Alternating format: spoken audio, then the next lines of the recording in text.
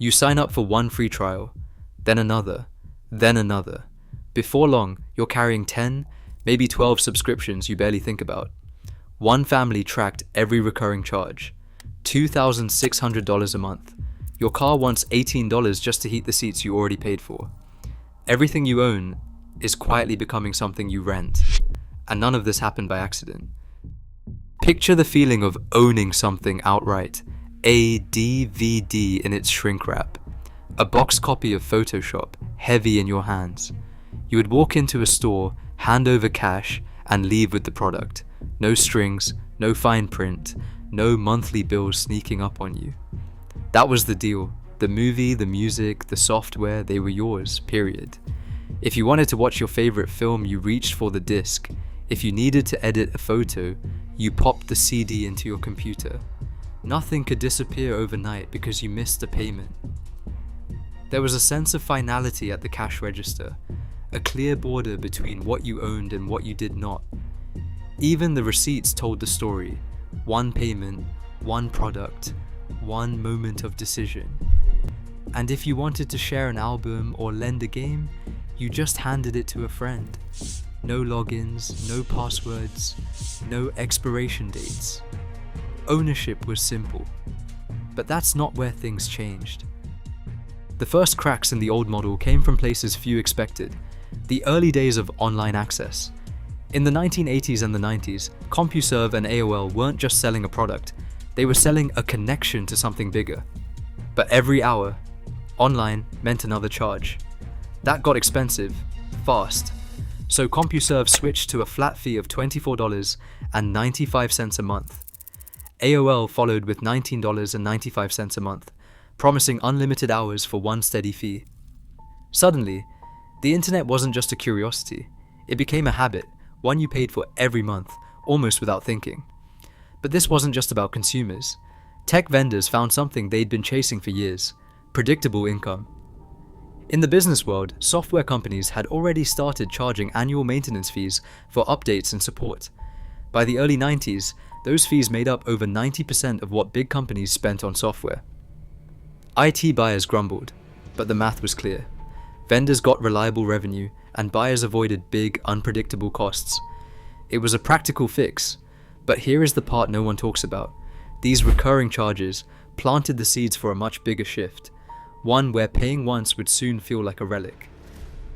Patterns often hide in plain sight, shaping the way technology weaves into daily routines.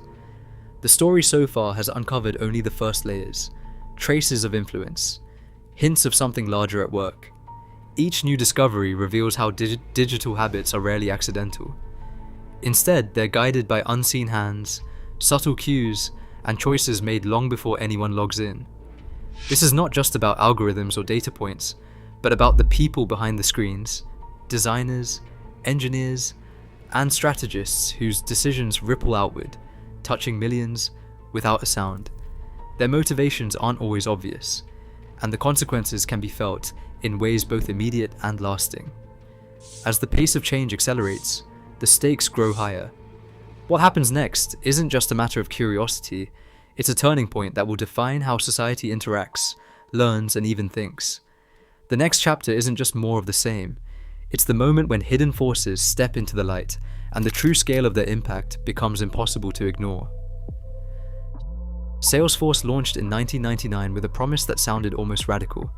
Pay as you go, access your tools anywhere, and never worry about upgrades or surprise costs again. No more hefty upfront licensing fees, just a steady, predictable charge. That idea did not just catch on, it rewired the software industry from the inside out. By the time Netflix flipped the switch to streaming in 2007, the model was ready for the masses.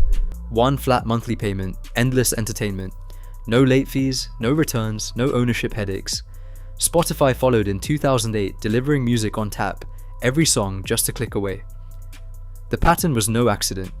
Behind the scenes, companies like Zuora, founded by Tien Tzuo in 2007, built the billing engines that made subscriptions frictionless for both businesses and users. Tzuo's mantra was simple: the future belongs to those who sell access, not products.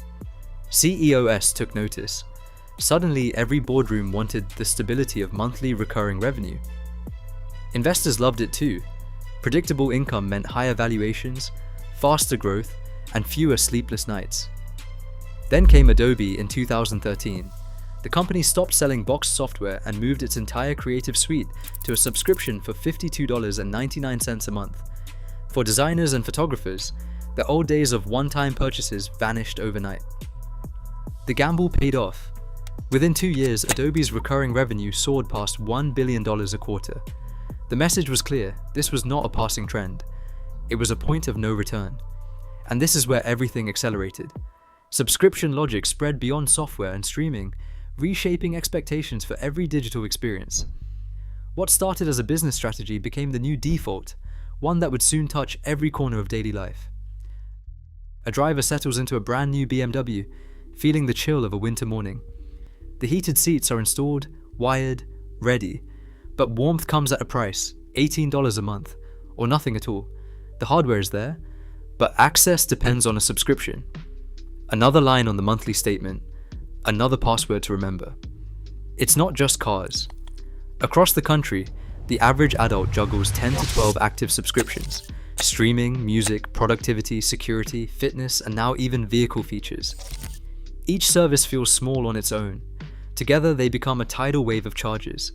A recent household ledger tells the story in black and white.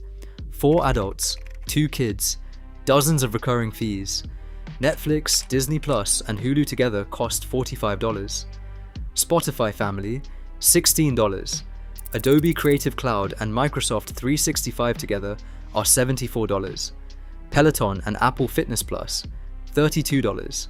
Meal kits, kids apps, smart home devices, magazine bundles, cloud storage, line after line, until the monthly total hits $2,600. That's before groceries, before rent, before anything that isn't on auto-renew. The family describes it as a kind of exhaustion, a constant pressure to keep up, to cancel the forgotten trials, to manage the endless logins and renewal dates. Subscription fatigue isn't just a buzzword, it's a growing reality. The feeling that you're always renting, never owning. That every convenience comes with a hidden cost, and every new feature is another decision, another drain. And this is where the story gets personal. Because behind every corporate strategy, there's a household ledger. One more reminder that the price of access keeps climbing, and the line between what you own and what you borrow grows blurrier by the month. For companies, the subscription model is more than a convenience, it's a financial engine. Predictable monthly payments turn wild revenue swings into steady upward lines on a chart. Investors notice. A business with recurring revenue can be valued 3, 5, even 10 times higher than a company selling the same product once. The math is simple. If you know your customers will pay every month, you can plan, borrow, and grow with confidence. That's why SaaS firms and streaming giants attract premium price tags.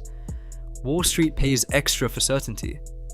In boardrooms, the focus shifts from chasing new customers to keeping the ones you have. Every auto renewal, every bundled upgrade, every locked-in user adds fuel to the machine. This is the logic that powers the subscription economy. But when profit becomes this predictable, it raises a new question. Who's really in control, the buyer or the platform? And what happens when regulators start to notice? Lobbyists for the subscription industry spent over $30 million last year, fighting to keep auto renewals and tricky cancellation flows in place. But regulators are starting to push back. The FTC draft rule would force companies to put clear cancel buttons front and center. No more endless menus, no more hidden links. In the meantime, a new wave of apps like Truebill and Trim has sprung up, helping millions of users audit their bank statements and slash the subscriptions they do not even remember signing up for. These tools have cancelled tens of millions of unwanted charges, one forgotten trial at a time. The battle lines are drawn, industry on one side, regulators and consumers on the other. And underneath it all, a bigger question lingers. When everything becomes a subscription, what is really left to own? The answer may decide how we live, work, and even drive in the years ahead. Right now, almost every new device, app, or service asks for another monthly fee. As subscriptions blur the lines between access and ownership, the true cost isn't just financial, it's our control. The next decision is yours.